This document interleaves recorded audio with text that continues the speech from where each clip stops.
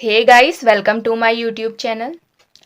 आज के इस लेक्चर में हम प्रोबेबिलिटी करंट डेंसिटी के लिए एक्सप्रेशन फाइंड करने वाले हैं।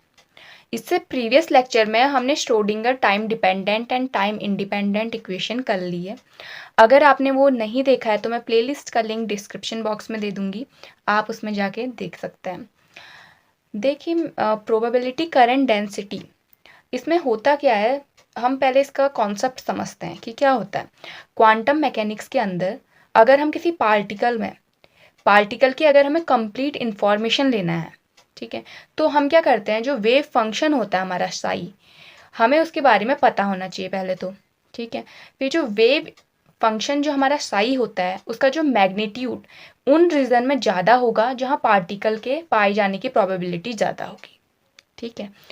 और जो साई है हमारा वेव फंक्शन, उसका मैग्नीट्यूड उन रीजन में कम होगा जहाँ पर पार्टिकल के पाई जाने की प्रोबेबिलिटी कम होगी।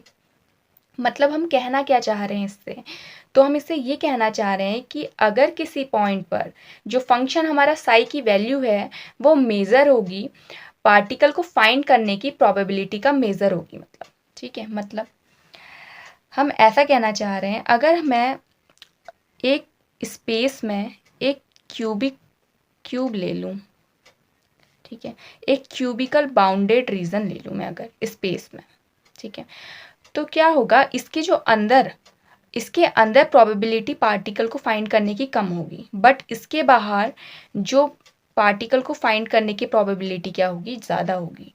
इसी कॉन्सेप्ट का यूज़ करके हम प्रोबेबिलिटी करंट डेंसिटी के लिए एक्सप्रेशन फाइंड आउट करेंगे। ओके, तो देखिए हम इसमें क्या करते हैं, सबसे पहले इसकी थ्योरी देख लेते हैं, ठीक है। We know that the motion of a material particle is associated with the motion of wave function, ठीक है। जैसे कि हमें पता है जो मोशन ऑफ पार्टिकल होता है वो एसोसिएटेड होता है मोशन ऑफ वेव फंक्शन के साथ, ठीक है।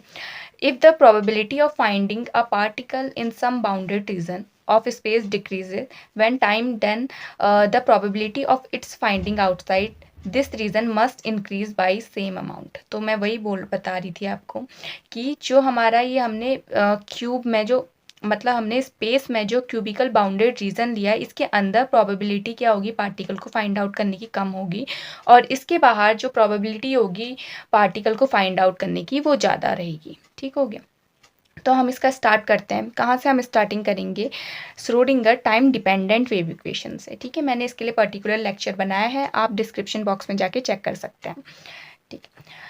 तो हमारे पास जो श्रोडिंगर की टाइम डिपेंडेंट इक्वेशन है वो क्या होती है, iota h cut curly psi upon curly t equal to minus का h cut square upon 2m del square psi plus v psi, ठीक है। ये हम इक्वेशन नंबर फर्स्ट ले लेंगे, ये हमारी क्या है, श्रोडिंगर की टाइम डिपेंडेंट वेव इक्वेशन है। ओके, अब हम क्या करेंगे, ये जो हमारी इक्वेशन फर्स्ट है इसको हम मल्टीप्लाई कर देंगे बोथ साइड साई स्टार से, ठीक है। तो हमने मल्टीप्लाई कर दिया, इस साइड हमने साई स्टार से मल्टीप्लाई कर दिया, इस साइड भी हमने साई स्टार से मल्टीप्लाई कर दिया। अब यहाँ पे भी साई स्टार से मल्टीप्लाई होगा और यहाँ पे भी साई स्टार से मल्टीप्लाई होगा, क्योंकि बीच में क्या है, प्लस है हमारा, ठीक है। ये हमने क्या ले ली, इक्वेशन नंबर सेकेंड ले लिए।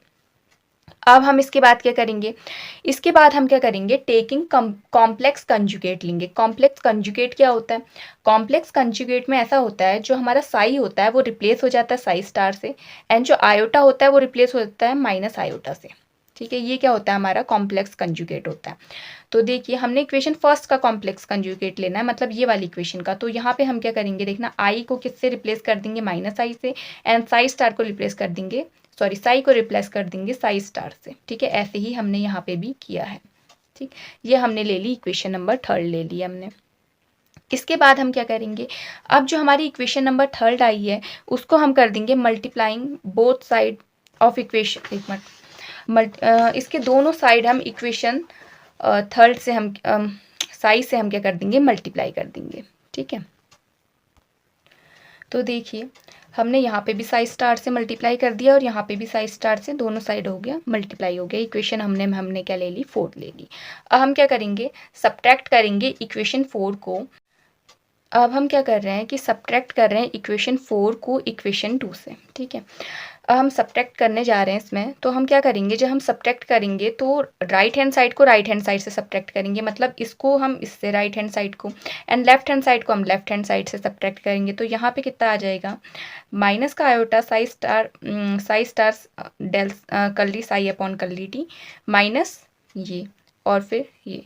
अब हम इसमें क्या करेंगे कि देखिए हमारा एक फंक्शन यहाँ पे कैंसिल आउट हो जाएगा, ये वाला और ये वाला कैंसिल आउट हो जाएगा, क्योंकि बीच में हमारा माइनस आ जाएगा, तो ये क्या हो जाएगा, कैंसिल आउट हो जाएगा। तो हमारा इधर पे ये आ गया। अब हम क्या करेंगे, ये ब्रैकेट ओपन करके, माइनस साइन है तो ये प्लस हो जाएगा इधर पे, और ये भी क्या हो जाएगा, प्लस हो जाएगा। ठीक है, इसके बाद हम क्या करेंगे, इसके बाद हमने जो प्रीवियस हमारी इक्वेशन थी उसमें से हमने कॉमन ले लिया है। यहाँ से हमने कॉमन ले लिया है आयोटा एच कट, और यहाँ से हमने कॉमन ले लिया था माइनस का h cut square upon 2m, तो हमने यहाँ पे कॉमन ले लिया है। अब जो हमने यहाँ पे कॉमन ले लिया है, तो हम ये देख पा रहे हैं कि ये वाला, ये क्या है, u इंटू वी रूल बन रहा है, यहाँ पे प्रोडक्ट रूल लग रहा है, u इंटू वी रूल क्या होता है, u d v upon d x plus v d u upon d x होता है। तो इसको हम ऐसा लिख सकते हैं, नहीं, तो इसको हम ये लिख देंगे। अब हम यहाँ पे देख पा रहे हैं कि डेल भी कॉमन आ रहा है, तो हमने यहाँ से डेल भी कॉमन ले लिया है। यहाँ से हमने डेल भी कॉमन ले लिया, तो ये हमारा यहाँ से ये आ गया, यहाँ से डेल, ये पूरी इक्वेशन को हम इक्वल टू के इस साइड ले आएंगे और इक्वल टू 0 रख देंगे, तो ये हमारी 5th इक्वेशन आ गई इधर पे। ठीक हो गया। अब हमें एक फेमस इक्वेशन पता है, फेमस इक्वेशन हमें पता है जो हाइड्रोडायनामिक्स में होती है, इक्वेशन ऑफ कंटिन्यूटी के नाम से हम इसको जानते हैं। इसमें क्या होता है कि कंजर्वेशन ऑफ जो फ्लूइड होता है और जो डेंसिटी होती है, ठीक है, और करंट डेंसिटी होती है, उसके बीच में एक एक्सप्रेशन होता है, वो क्या होता है, curly rho upon curly t plus del dot j vector equal to 0। ये हमारी क्या होगी, इक्वेशन नंबर 6 होगी। अब हम क्या करेंगे, जो इक्वेशन नंबर 5th है और इक्वेशन नंबर 6th है, इन दोनों को क्या करेंगे, कंपेयर करेंगे। तो हम कंपेयर करेंगे जब, तो हम देख पा रहे हैं कि डेल साई कल्ली रो अपॉन कल्ली टी, ये किसके इक्वल है, देखिए इसमें क्या आ रहा है, ये इक्वल आ रहा है इसके, मतलब ये इसके कंपेयर करने में आ रहा है, तो इसके बदले हम ये लिख देंगे। और देखिए डेल डॉट जे वेक्टर के पूरे में ये आ रहा है हमारा, ठीक है, तो हम जे वेक्टर के लिए ये लिख देंगे। तो ये वाला जो हमारा है, इसे कहते हैं हम पोजीशन प्रोबेबिलिटी डेंसिटी, एंड इसको हम कहते हैं, यही हमारा कहलाता है प्रोबेबिलिटी ऑफ करंट डेंसिटी। ठीक है, तो ये हमने प्रोबेबिलिटी करंट डेंसिटी के लिए एक्सप्रेशन फाइंड आउट कर लिया है। ठीक, I hope you like my videos. If you like my videos please like and subscribe. इसके बाद हम क्वांटम मैकेनिक्स के अदर टॉपिक्स में आएंगे। ठीक है, अगर आपको कोई भी डाउट होगा तो आप कमेंट सेक्शन में पूछ सकते हैं। Thank you.